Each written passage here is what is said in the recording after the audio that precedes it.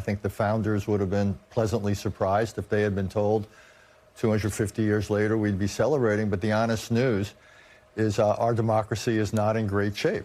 Coming back, we remember the president talking about 401ks, Willie.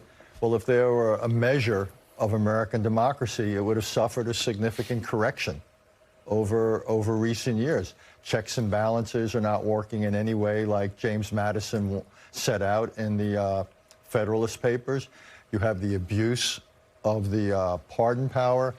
We've been talking about the corruption and the lack of accountability of people in office. We have a president going to war without the involvement of the American people or the Congress, talked about rigged elections. It's a long list. So I think the lesson we all ought to take from this is not to be sanguine. So, yeah, we can celebrate the 250th, but it's got to be a really sober celebration. We've got to think, what do we do to make sure we still have a democracy to celebrate, not just in another 250 years, how about in 5 years or 10 years? What do we have to do to strengthen the resilience?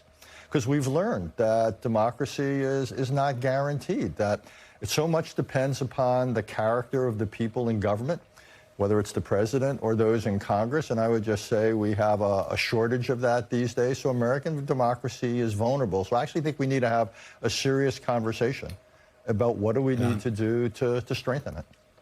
Yeah, and the Congress has surrendered its role effectively in the government right now. It's been a choice. And Ed, adding to this, you've got a new piece from the Financial Times just out today in which you say the celebrations for America 250 are more muted than they should be as a reflection of today's political climate. In it, Ed writes this, quote, at 250, the U.S. system has outlasted most empires. The founders might have been astonished to learn it has survived this long.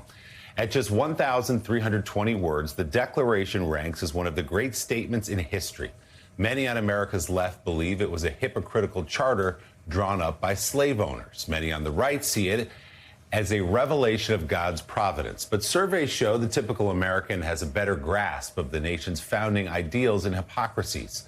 Most deserve a better celebration than they will be getting. Ed, let you elaborate a little bit on that. Yeah, well, I agree with everything Rich has just said. I looked in some detail. I'd consulted with people who were old enough about the bicentennial celebrations in 1976.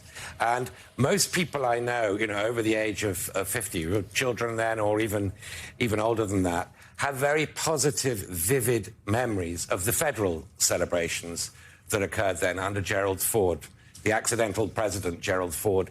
And one of the reasons was that it wasn't hijacked by Gerald Ford. He was not an ego, to put it mildly. He was kind of modesty personified.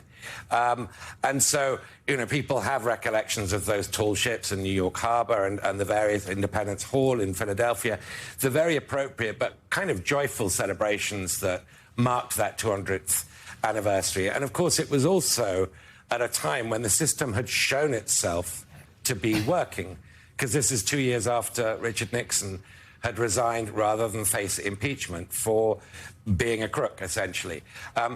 Today is very, very different. We have a president who's making it all about him. We obviously are not at an optimal time for saying the system of checks and balances on executive power is working.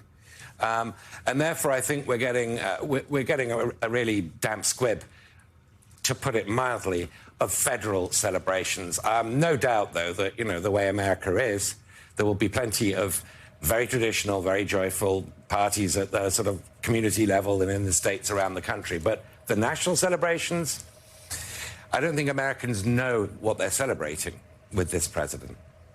Yeah, I was in a few small towns the last couple of days along the East Coast, and it's clear that they are primed to celebrate this weekend. And there was something very heartening and encouraging about that. But you're right, Ed is very right. The federal celebrations are muted. The state fair that Trump has put together on the Mall is sparsely attended, and that's an insult to the phrase sparsely attended. There's nobody there.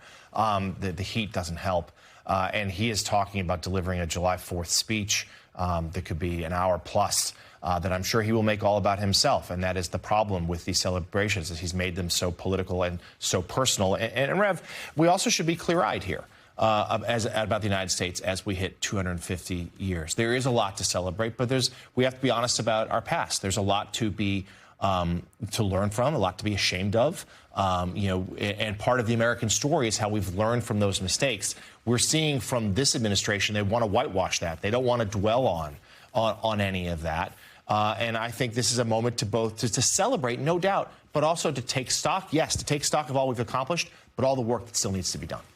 I think you can celebrate and take stock at the same time, because you can celebrate the fact that some of the things that we should be most ashamed of, we were able to repair, and some we're still working on, and some we're trying to stop from going backwards into some of the things that we should have been ashamed of, like unequal treatment of people.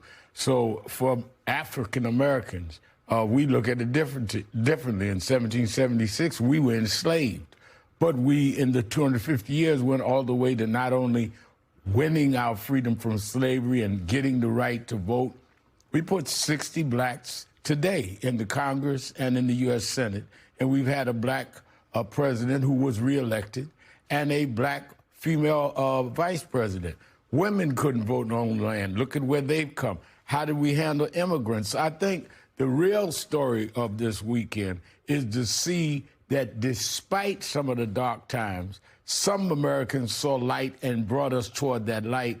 Others are trying now to bring that light down. So I'm not against celebration. I'm going to New Orleans, the Essence Music Festival, which is probably the biggest gathering of blacks in the country. But over those days, we talk about what's wrong, what's right. They have the biggest entertainment, from Patti LaBelle to Cardi B. Michelle Obama's coming. So you talk about these things from the viewpoint of who you are and what America's meant to you and for you. And in 250 years, it's a great story from all of us, even though in 1776, it was not a great story for all of us. It's a story of persistence, dedication, and we must be committed to keep that going. And there'll certainly be celebrations, but there won't be this unifying moment that we saw in 1976. Sam Stein, as we do head into this weekend, want to get your thoughts on the United States at 250. Well, the United States is like a fully carpeted bathroom. Let's use that analogy. No, yeah, I like that. Spot on. The founders. Yes, thank you. I actually am struck by what Reverend Al said, because it's complicated, right? I think we tend to look at our history and glorify it, especially on anniversaries like 250. But obviously, we've had dark moments in our history as well. And you look at debates that we're currently having right now, for instance, on immigration, for example. You know, we've had a really checkered history on immigration in this country. We've had a jingoistic history, a nativist history. We've not always been a melting pot that we'd like to assume we've been. But I do think it's fair to say that the modern political system we are in under the Trump administration is harsher on immigrants than anything in recent memory. You look at voting rights, for instance. We've had an unbelievably checkered past on that, as the Reverend just said. But we made progress, but I think the problem, obviously, is that we're going backwards right now. And you look at gerrymandering, you look at all across the progress that it seems like we had made, and the chapters that we seem to have closed are now being reopened, or the progress is being retrenched. And so, yeah, it creates this kind of duality as you're celebrating this stuff. Obviously, everyone's extremely patriotic. They want this to be a patriotic celebration.